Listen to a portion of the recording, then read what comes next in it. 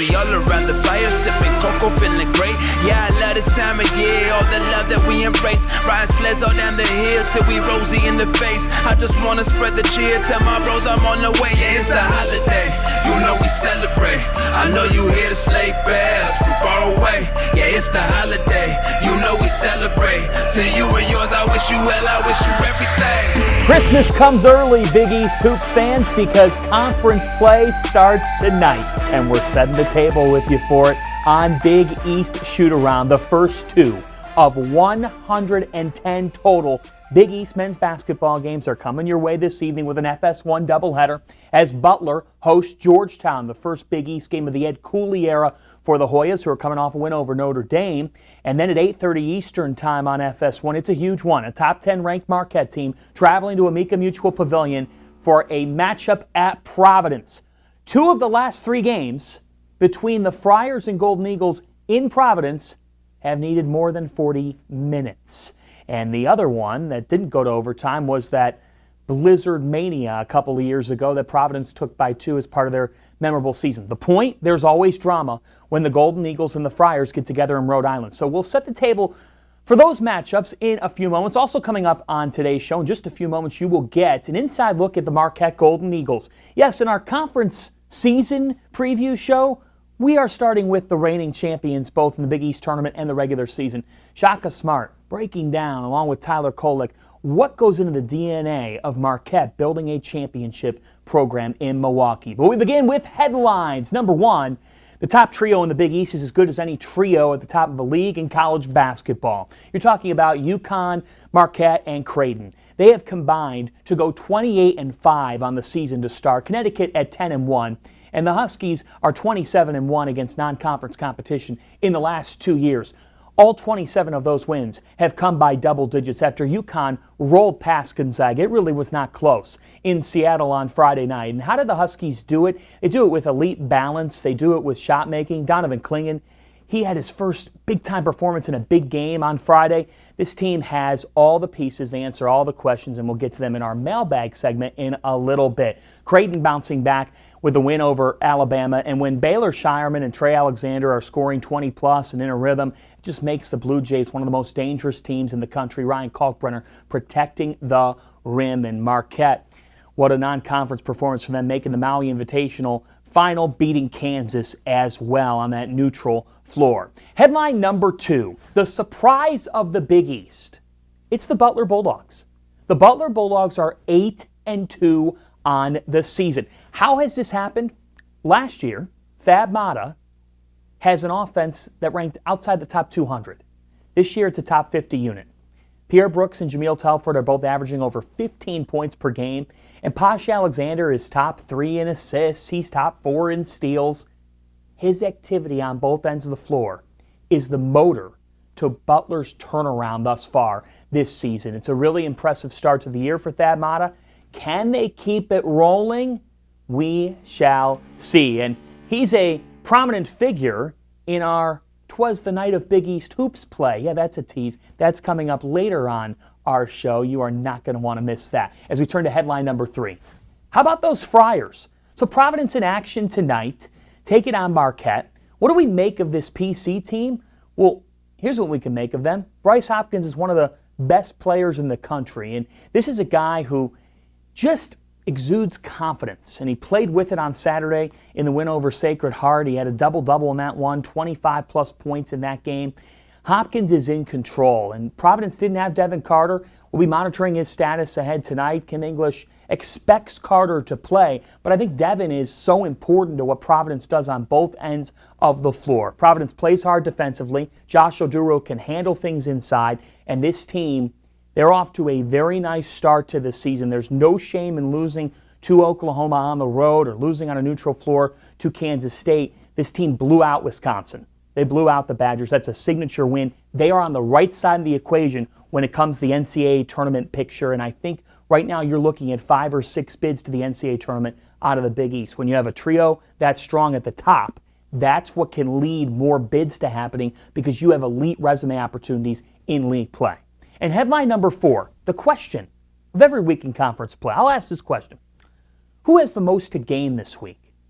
I actually zoned in on a game Wednesday night. I think it's critical. Xavier at St. John's, FS1. Very important. One for Xavier, couple of stumbles, but they beat Cincinnati. They're coming off a win over Winthrop. They've got confidence. Quincy Olivari has been insane the last couple of games. He's averaging 28 points per game in the last 3 for the Musketeers. Meanwhile, for St. John's, Joel Soriano is a beast. He's a man possessed inside. He has 6 double-doubles on the season in 10 games. The Red Storm 7-3. If you're hitting the panic button in New York, okay, you probably should be hitting it on the football teams. Don't hit it on St. John's quite yet, because it's a long season, and if you watch that game Saturday against Fordham, what was the focus? Defense. They have to figure out their defense. But why do these teams have the most to gain? St. John's hosts Xavier. Then they're at UConn. Fox Primetime Hoops Saturday night, 8 Eastern Time from Hartford. Xavier, after going to St. John's, if the Musketeers could find a way to win on the road, they host Seton Hall Saturday. We could be thinking very differently of Xavier by the week's end. You know what we're not thinking differently of? Marquette. The Golden Eagles have built a monster of a program with Shaka Smart leading them. First Big East tournament title in program history last year. They win the Big East regular season championship, and they do it outright. An incredible run by Marquette, but they're searching for more. Walking in there on media day last year, there was a feeling on the part of our guys that we could play with these teams. We can be just as good as these teams, even though we were picked 9th. Every single game we went out there playing with that mindset of just not a care in the world, going out there and attacking it. To win the regular season, so much fun. And then to go up to Madison Square Garden, we had never won the Big East tournament. You never know for sure what's going to happen. And that'll do it. The Golden Eagles are Big East tournament champions. There's nothing like it. I mean, the confetti coming down, and I grew up watching the Big East, watching Providence play, and watching those teams go to war in Madison Square Garden. So, to be able to be the one holding up the trophy on that court is special. We love the 2 championships we won, but we're flat out not satisfied with the way the season ended. Last year it was kind of, can we do this? Oh, it's great, we're doing that. We won the league, we won the Big East tournament, but it's like, this year, no. We know we can do these things, so let's go after it. We have not yet reached our upper limit as a team, and not a player on our roster has reached his upper limits. Our way here is relationships, growth, and victory. We want to win a national championship, and the guys that did it last year, we beat 2 out of 3 times. So we're going to have a target on our backs, obviously, but we want to be the hunters, not the hunted. We want to go and attack people, and that's the mindset that we go into every game with. I love with a capital L, coming in here every day and having the opportunity to be around these guys and go after something really, really hard. It is hard to win games in the Big East. It is hard to win a championship anywhere, and it is hard to advance in the NCAA tournament. And we feel like we have a group that can do those things, and I'm just grateful to get a chance to go after that every day. Electricity in the building, because this is the big one. This is the Big East, folks. Nothing's going to be easy. How about that? Sold out Madison Square Garden, the mecca of basketball. Listen to this building. It's absolutely rocking. Cross court, jams it down. Big fella. Champions of the Big East tournament. Fresh, warm hot dogs. When I'm not selling hot dogs, I invest in a fund that advances innovations like robotics. Fresh, warm hot dogs straight out of my torso. One for you, one for you. Oh, you're a messy one. Cool, right? So cool. Anyone can become an agent of innovation with Invesco QQQ, a fund that gives you access to NASDAQ 100 innovations. Hot dogs. Fresh, warm hot dogs. Before investing, carefully read and consider fund investment objectives, risk, charges, expenses, and more in prospectus at Invesco.com. It's Impact Players time ahead of a doubleheader in the Big East tonight. Again, 6:30 Eastern Time, FS1. Butler hosting Georgetown. The Bulldogs, they are unbeaten at Hinkle Fieldhouse this year. And as we look at their Impact Players, you got to start with Posh Alexander. He's the engineer of this team. He is their lead guard. He sets the table for them. But what impresses me the most, it's not surprising to see Alexander delivering. What impresses me the most is Pierre Brooks, the Michigan State transfer, Jameel Telfort, the Northeastern transfer, both averaging over 15 points per game. Butler can throw it to those wings, let them go in isolation, hit knockdown shots. They've got pieces. This team really has a good energy about them, and offensively they could be dangerous. I mean, I'm even impressed by guys like Andre Screen stepping up. DJ Davis's shot making against Texas Tech was superb. That was one of Butler's best wins of the year. So I zone in on a couple of those guys. I think that Telfort and Brooks, their ability to make Georgetown guard them is going to be really important if Butler is to win this game. What does Georgetown need? Who does Georgetown need? Well, Jaden Epps missed the game at Notre Dame on Saturday with an illness. But if Georgetown's going to win this game, they need Jaden Epps to be charging them. Epps had a terrific non-conference season. I mean, he's one of the best scorers in the Big East. He is an absolute bucket, had a huge game against TCU. He led Georgetown back earlier this season when they were down to American, and they found a way to come back in that game because Epps caught fire. The fact is, this is a Georgetown team, even though they've had some stumbles. What gets them in the mailbag, Epps can drive them. Ishmael Massoud can help them quite a bit. They need Massoud to knock down those weak side threes. He's an impact player.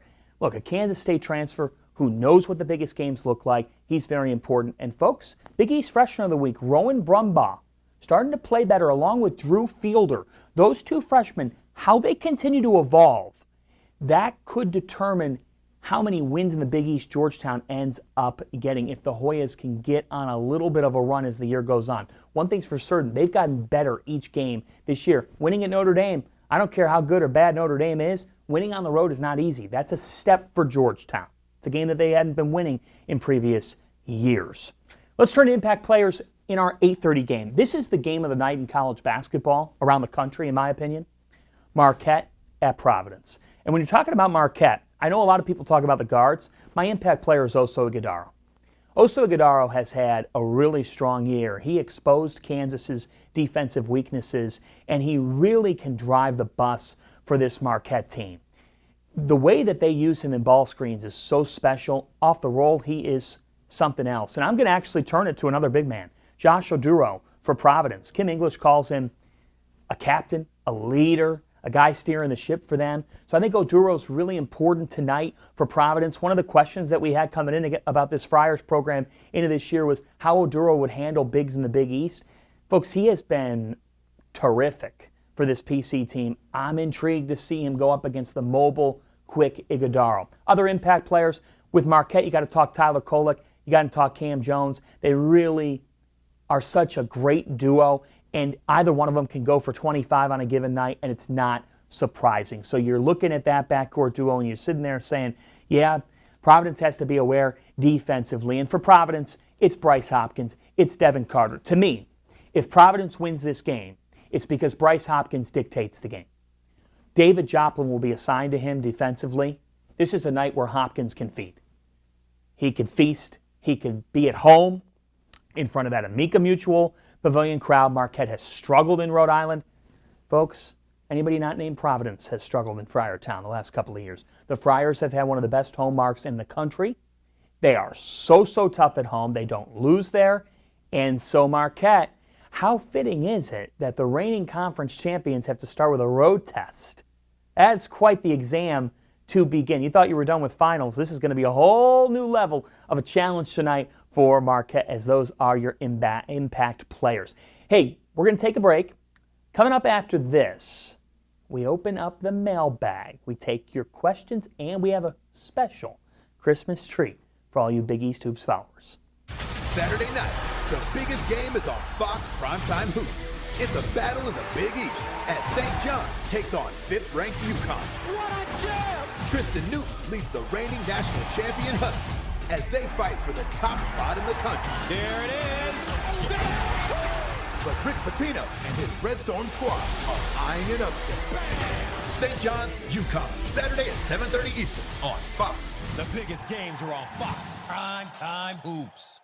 Fresh, warm hot dogs. When I'm not selling hot dogs, I invest in a fund that advances innovations like robotics. Fresh, warm hot dogs straight out of my torso. One for you, one for you. Oh, you're a messy one. Cool, right? So cool. Anyone can become an agent of innovation with Invesco QQQ, a fund that gives you access to NASDAQ 100 innovations. Hot dogs. Fresh, warm hot dogs. Before investing, carefully read and consider fund investment objectives, risk, charges, expenses, and more in prospectus at Invesco.com. Welcome back to Big East Shootaround, setting the table for an FS1 conference opening night doubleheader. Butler and Georgetown, 6:30 Eastern Time on FS1. Following that one, it's Marquette at Providence. It's time for the mailbag. Let's open it up here, and we begin with Huskers for Life. Now, he's a Huskies fan, okay? He's a UConn fan. And he says to me, John, UConn has a legitimate shot to repeat. Do you agree? Yes, I do agree. And here's why. Tristan Newton, this is going to be a bold statement, but I want to make it clear, I believe this right now. Tristan Newton has had the best start to the season of any player in the Big East. He would be my player of the year through non-conference play. Why? Because there's just not many players that are averaging around 17 points per game, 6 rebounds, 6 assists. That's staggering for a point guard. Staggering. He's been the best point guard in the Big East, and we're talking about a conference that Tyler Kolek plays in. So that's the kind of praise I'm dishing out, and I believe it. Alex Caravan and Cam Spencer are knockdown shooters. We haven't even seen the best from Stephon Castle. Donovan Clingan has now turned it on. Samson Johnson's athleticism and length is a problem for opponents. Connecticut's a wagon. They're 10-1, and they're not going anywhere. Great question. Let's turn to at Nova Buddha. Asks me, what is Nova's ceiling? So, Villanova is the wild card, if you will, in the Big East. Because you're talking about a team that beat North Carolina and UCLA. And Memphis, a good Memphis team. That win is aging well. But also lost 3 Big 5 games. So what do we make of this team? What's their ceiling? I still believe they can be a second weekend team in the NCAA tournament if the draw goes right. I think they're going to make the NCAA tournament because the committee rewards you for playing people and winning. Winning the Battle for Atlantis, that's the second best multi-team event in college hoops. Villanova was able to win that event. And as much as they have some scars, they have a lot to be happy about. Justin Moore's injury status, it looms large for this team as they head to Creighton for their Big East opener on Wednesday night. A mammoth game for both teams. Villanova gave Creighton all they could handle last year. Eric Dixon had a huge game in Omaha. So how does that one go? I'm really curious to see. And then the Wildcats head to Chicago to take on DePaul. So for Villanova, a couple of road tests here. If they could ever beat Creighton, I think it would stabilize everything. I think they'll be in that game. I think they'll have a chance in that game. We shall see how it goes. But I think the biggest thing that determines this team's ceiling is Tyler Burden and Hakeem Hart and TJ Bamba, those transfers just being themselves. I feel like at times Villanova's been very tight. Play loose. Let loose. They've got some cold-blooded you-know-whats on that team. You just have to be able to collectively come together and play your brand of basketball. Right now, this team can get a little too reliant on the three as well. Use a Villanova ball fake and go in the basket. Something I'm looking for as conference play gets going. But I still think this team, I think they will make the NCAA tournament. I really do. They're too talented to not. And they would be on the right side of the equation today, as would Butler, as would Providence, Marquette, Creighton, UConn. Today, the Big East is a 6-bid league. There's a long way to go, and we didn't even talk about Xavier, St. John's. I really think 6 bids is very much within the realm of reason. Third question, T. Panch asks me, how many games Georgetown winning in the Big East this year? So I think for Georgetown, if they could find a way to 8 Big East wins, that would be a success. When you're talking about this Hoyas team, they're young. They're young, and they're really young in the front court. And the Big East is an old league in the front court. Ryan Kalkbrenner, Oso Ighodaro, Joel Soriano, Eric Dixon. Donovan Clingan plays older than his sophomore classification, if you will. So I really think for Georgetown, it's about Epps and Massoud, but also those freshmen. We talked about it earlier. It's really vital for Fielder and Brumbaugh to keep evolving. But one thing that you know about Ned Cooley team is they get better as the year goes on. And so I will say this. Georgetown could play spoiler. When we're talking about NCAA tournament bids, if they're a better team like I think they will be in February and a bubble team has to go there, watch out. That's something that I'm looking for in conference play. I think the Hoyas could enter the Big East tournament just looking more the part of a team that's capable of competing with the majority of the league and even pulling off wins. So I think if this team gets to 8 Big East wins, I'll say they get 7. But if they could get to 8, if they somehow find 9, that's a remarkable job in year 1 for Ed Cooley with such a young team. Georgetown's a year away, in my opinion, from being a real factor in this league, but I don't think it's going to take longer than this upcoming offseason. I think they'll hit the transfer portal. They already have a good recruiting class coming in. They're in a good place. Before we let you go, I want to wish you a Merry Christmas, a happy holiday season, a happy New Year. And to do that, I brought out the pen. Not really, I typed in Apple iNotes. But I put together a 'Twas the Night of Big East Hoops play. Have a seat by the fire and maybe play this back on Christmas Eve. 'Twas the night of Big East Hoops play, and all through the house, the Golden Eagles were flying, with Kolick so good off the bounce. The reigning champion Huskies dominated non-conference play, again by double digits. They're a blue blood, I tell you, that's the truth, not a myth. The Jays look solid, coming off their Elite Eight. Alexander and Shireman, you shouldn't underestimate. There's the English-led Friars, who have Hopkins and Carter. While Oduro has showed in his matchups inside, he just plays harder. When out on the roof, there arose such a clatter. I sprang from my bed to see what was the matter. It was a Bulldog on the run. His name is Blue. With Alexander, Brooks, and Telford, Butler could be for real, I'm telling you. While Pitino and the Johnnies try to make a move in league play, with Soriano rebounding and Jenkins leading the Red Storm's way.